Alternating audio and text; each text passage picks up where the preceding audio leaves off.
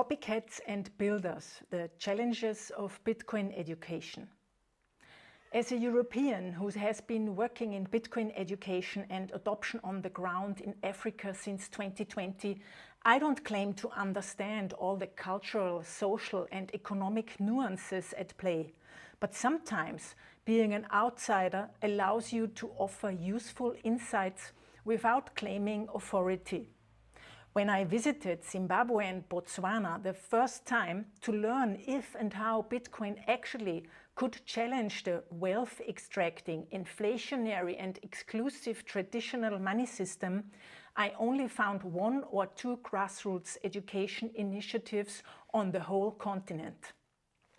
By founding Bitcoin for Fairness in 2022, we aimed to build a broader platform fostering grassroots education through mentoring, capacity building, financial and infrastructural donations.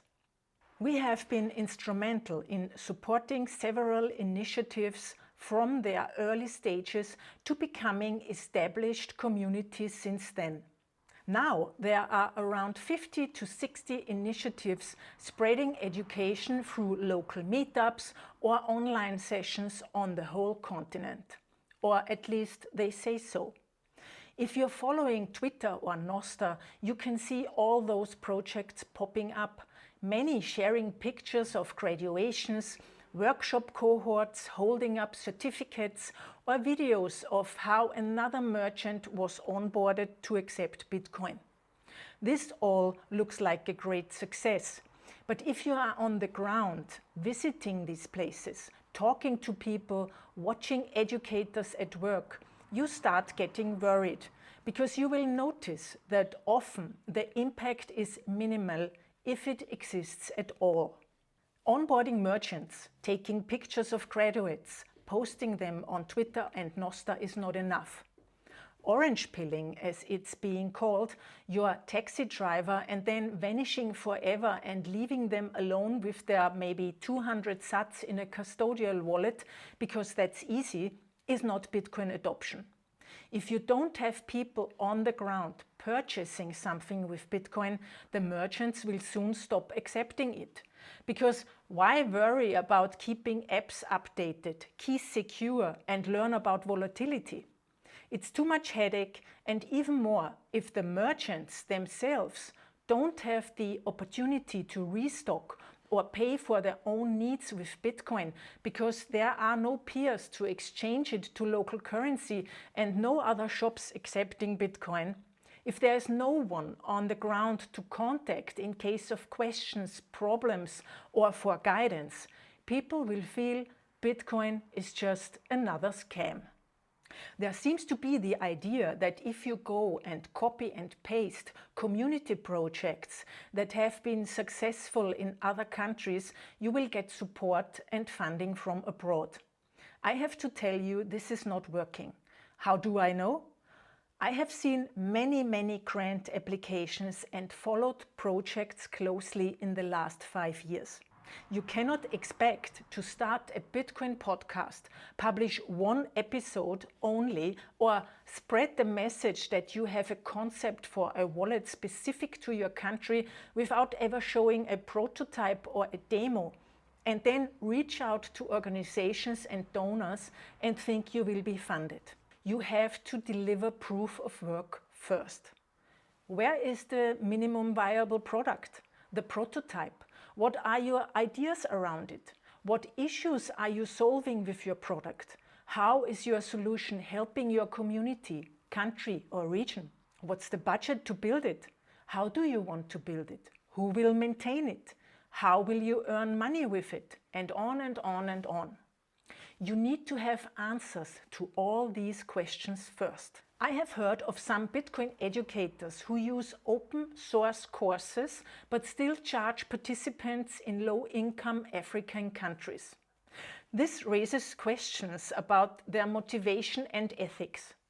Bitcoin itself is an open source project which was founded voluntarily. No one paid Satoshi Nakamoto to build it. If you want to participate in Bitcoin and share knowledge because you stand behind the principles of Bitcoin, and are convinced about the positive effects on your community, then you will put some effort in to educate and support your peers voluntarily, without ripping them off by asking for money, although the course you teach, or they teach themselves, is open source and free for anyone. Only if you have done that for a substantial amount of time and there are results, such as people who are really using Bitcoin to save money, spend, remit, or earn it, a podcast with a large audience or potential to grow, a wallet in demo mode, then you have proof of work. It's not enough to copy the Mi Prima Bitcoin diploma course, read it line by line to the people who come to your events, and even maybe charge for that. I see a lot of people in the space who are doing this. Grassroots initiatives who are just repeating what they read on Twitter, just talking about the investment value, number go up, going to the moon, repeating and sharing memes from Michael Saylor or other rich investors who made their money actually in the traditional exclusive financial system and have zero interest in solving the challenges on the ground or lowering wealth inequality or allowing access to finance for disadvantaged groups or people in the global south. Bitcoin adoption is a chicken and egg problem. If no one has access to Bitcoin, no one can spend it. If you can't earn it, you will need to buy it on big, well-known exchanges. And that way, you sacrifice your privacy. You'll use a custodial wallet, you'll use USDT, you'll use Binance or Coinbase, sacrificing the advantages that Bitcoin actually gives you. If people fear value loss, they will use custodial stablecoins. That said, KYC exchanges aren't the only way in. There are privacy-preserving alternatives like Vexel, an app which needs greater visibility, yes, and platforms like Bisq and RoboSats, which offer non-KYC options but require a bit more technical know-how for an ordinary user and often deal with low liquidity. But if no one builds solutions addressing these problems, such as access, usability, education, most people will just stick with traditional finance. How can we solve this problem? We don't need parrots. We need critical thinkers and builders who understand Bitcoin in all its depth to defend its permissionless, uncensorable, non-inflatable system that is the only true alternative to the traditional financial system that has brought us debt, crony capitalism, wealth inequality, and is endangering open societies. We need to defend Bitcoin because it's our only shot at gaining access to a new, more fair system. And Bitcoin has a lot of enemies. The incumbents of the old system and those who want to capture Bitcoin inside the old system. There is this saying, don't ask what Bitcoin can do for you. Ask what you can do for Bitcoin. That means repeating and reading out loud the educational material that has been made available by Mi Prima Bitcoin, or running through our Crack the Orange course in a couple of minutes or hours without participating in a single live call, never asking any question, is not what Bitcoin needs from you. African Bitcoiners, for instance, they offered a basic 21-day email course with Sats rewards. So if you finished it, you received some Sats. They cancelled the rewards after noticing they were being cheated. Of course, there is a difference between the knowledge regular users need or what educators, builders, creators need to then be able to build something on top of Bitcoin to solve local problems, create innovative solutions and local businesses. We need applied knowledge which is focusing on utility. What is needed are projects like Tando in Kenya, where you can pay anyone with Bitcoin and the recipients receive Kenyan shillings directly into their M-Pesa account. It solves the problem that Bitcoin has on the ground. I can receive Bitcoin easily, yes, but where can I spend it? The Tando app also tackles the remittance challenge. A Kenyan Bitcoin user in the diaspora can instantly send money, almost fee-free, to a relative in deep rural Kenya, even if that person doesn't understand Bitcoin or knows how to use it. Tando removes that barrier by making Bitcoin useful even for those who have never interacted with it directly. Same in South Africa, where Pick n Pay, the country's third or fourth biggest supermarket chain, integrated Money Badger's payment solution, and one can pay with Lightning in all their stores for food, clothes and other goods, which adds immense value and supports circular economies like Bitcoin Ekasi, for instance, in a township. Pick n Pay didn't do this just so. They did it because Money Badger wanted to further Bitcoin's adoption by enabling people to spend Bitcoin.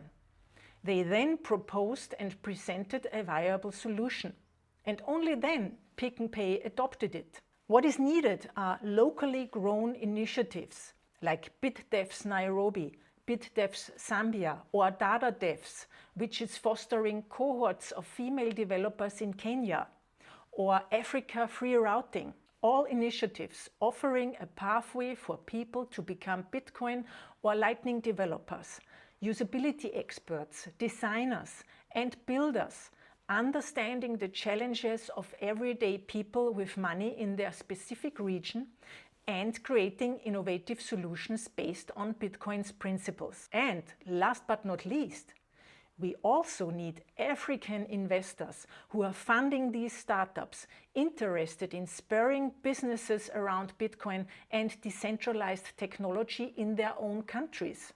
Learning is doing. Bitcoin educators need to be capable of critical thinking.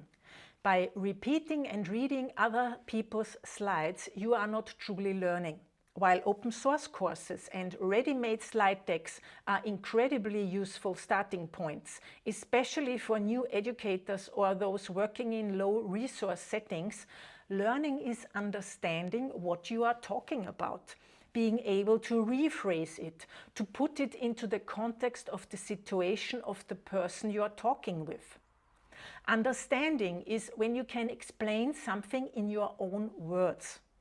It took me years of self-education through reading articles, watching tutorials, reading books, writing my own book, creating my own slides, offering classes and workshops. And still, I know that I don't know everything about Bitcoin. When you obtain the Bitcoin diploma or run through our Crack the Orange program in just 2 hours just to finish and get your certificate, you scratched the surface. You haven't grasped Bitcoin in any depth. You have to apply what you are learning. It's an ongoing process, not something you do once and that's it. If you don't understand the principles of self-custody, privacy, decentralization, and how they relate to the technology and its use, then you won't be able to decide which wallet is the best and most secure for your specific use or for your course participants' needs. I was recently asked by one of our participants which of the wallets I have been recommending in the course is the best and why I am always presenting new ones. That's exactly my point. There is no one-fits-all solution, and there will never be. Bitcoin is an evolving technology that you can only navigate as an educator if you understand and apply basic principles and use the tools you talk about yourself. You have to have in-depth understanding of Bitcoin. You have to understand why you are using a certain wallet, why you are recommending it, what are the other options, what are the principles behind the wallet, what will the fees be in the future, and what other options are there. What's the difference between self-custody and custody, between the liquid network, Bitcoin, and the Lightning Network? What are the privacy differences, and how does it affect activists, members of the civil society, and regular people? Don't forget that certain user groups like activists and the civil society, they need more privacy on Bitcoin. So maybe think about a wallet that is offering a decoy mode so that no one can see the wallet on your phone. Ideas like this is what we are looking for in the space, and this is what it's needed and is important for the adoption of Bitcoin. So, be original, be honest, be innovative.